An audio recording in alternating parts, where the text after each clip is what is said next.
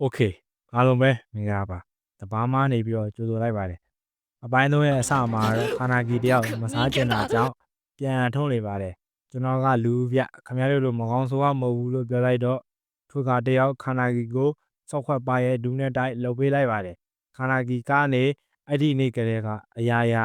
တလွဲတွေပဲဖြစ်နေတာလို့ပြောလိုက်တော့အဲ့ဒါဆိုငါတို့ကမွေးခဲ့တဲ့ကတောက်တဲ့လွဲတွေကြီးပဲပေါ့လို့ပြောပြီးခန္ဓာကြီးကိုခေါင်းကနေကင်ပြီးပြစ်လိုက်ပါတယ်ငင်ကဖုတ်ကောင်လည်းမဟုတ်လူသားလည်းမဟုတ်နင်းလိုဟိုမရောက်ဒီမရောက်ကောင်တွေအတွက်နေစရာမရှိဘူးငါပြောပြမယ်ဂိုရုတွေအတွက်ဆာလောင်မှုကငရဲပဲလို့ပြောလိုက်ပါတယ်ကျွန်တော်ပြောတဲ့ဂိုရုဆိုတာဖုတ်ကောင်ကိုပြောချင်တာပါထိုခါချန်တော်လာပြီဆိုပြီးအဖိုးကြီးတယောက်ကနေပြီးတော့ပြောလိုက်ပါတယ်အဲ့ဒီအဖိုးကြီးကလည်းဖုတ်ကောင်တစ်ကောင်ပါပဲ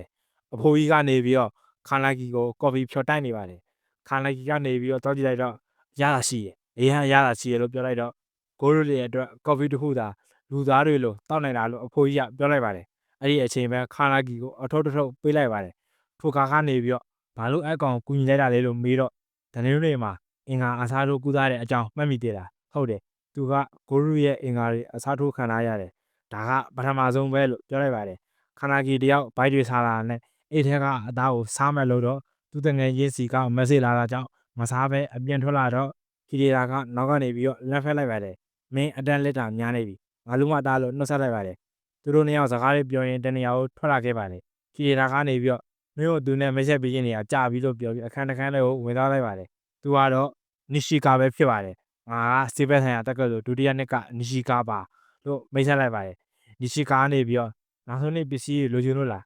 မေးလိုက်တော့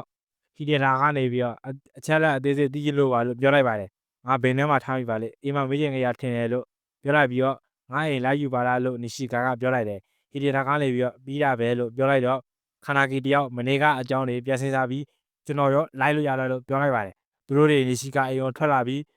လက်တော့ဝက်ကြတော့ဟီရီတာကိုကန်ထည့်လိုက်ပြီးတော့ခန္ဓာကြီးလက်ပြီးတော့ထက်ညစ်ပြီးလက်သီးနဲ့ထိုးပေးလိုက်ပါတယ်ဟီရီတာစီသွားပြီးစက်ကွက်ကိုချောင်းနဲ့ကန်နေတာရက်လိုက်ဆန်းဆိုပြီးခန္ဓာကြီးဝက်လိုက်တာကိုချောင်းနဲ့ကန်ထည့်လိုက်ပါတယ်ခန္ဓာကြီးနားသွားပြီးလူတွေကစားစရာတက်တက်ပဲလို့ပြောပြီးခေါင်းကဇမင်ကိုဆွဲပြီးတစ်ချက်ထက်ကန်လိုက်ပါတယ်ခန္ဓာကြီးကိုထက်ပြီးတိုက်တော့ချောင်းနဲ့ထက်ကန်ထည့်လိုက်ပါတယ်ဟီရီတာကိုတက်မယ်လို့တော့ခန္ဓာကြီးတယောက်သူ့တငယ်ချင်းနဲ့အတူရှိခဲ့တဲ့အချိန်ကိုအပြန်အမှတ်ရပြီးဂိုရုအစမ်းတွေနိုးထားလာပါတယ်ငါဒီလိုမျိုးအဖြစ်မခံနိုင်ဘူးလို့ပြောပြီးနီရှီကာကိုသူ့လက်တံနဲ့တိုက်လိုက်ပါတယ်ခေလူမဟုတ်တာကြောင့်ဒါကြောင့်အပေါ်ရှုံထွက်ပြီးသူ့လက်တံနဲ့ပြန်ထိုးလိုက်ပါတယ်ခန္ဓာကြီးကလည်းသူ့လက်တံကိုဖိုင်းဆုပ်ပြီးသူ့နားကိုသွားကလက်တံတွေနဲ့ခန္ဓာကိုထိုးပေးလိုက်ပါတယ်ဒေလိုက်ဆန်းဆိုပြီးလက်တံတွေနဲ့အဆမ်းမပြတ်ထိုးပေးလိုက်ပါတယ်နီရှီကာတယောက်မှောက်သွားပါတယ်သူ့တငယ်ချင်းကိုမြင်တော့စိတ်တွေထိမရပဲစားမယ်လို့တော့ထိုခါရလာပြီးတော့နေသူ့ကိုစားလိုက်ရင်တသက်လုံးနောက်သားရမယ်လို့ပြောတော့ခန္ဓာကြီးတယောက်စပြီးတိုက်ဖို့လို့တော့လာစမ်းမှာတသားရပဲလို့ပြောပြီးခန္ဓာကြီးတယောက်အေးရနေပြီးတော့ပြန်လို့လာပါတယ်အဖိုးကြီးကနေပြီးတော့ထိုခါကျန်ကမင်းကိုဒီခေါ်လာတာဟီရီတာကရောပြောတော့အဆင်ပြေပါလေဆိုပြီးလိုက်ပြလိုက်ပါတယ်ကျွန်တော်ခုနကတငယ်ချင်းကိုစားဖို့လုပ်ခဲ့တယ်ကျွန်တော်ဟီရီတာကိုမနာစေချင်ဘူးကျွန်တော်ကလူသားလည်းမဟုတ်ဂိုးလူလည်းမဟုတ်ဟိုမရောက်ဒီမရောက်ကောင်းလို့ပြောတော့အဖိုးကြီးကနေပြီးတော့ခန္ဓာကြီးကိုတရားတွေချလိုက်တော့ခန္ဓာကြီးတယောက်တရားတွေပေါက်ပြီးတော့ဘုန်းကြီးဝတ်သားပါတယ်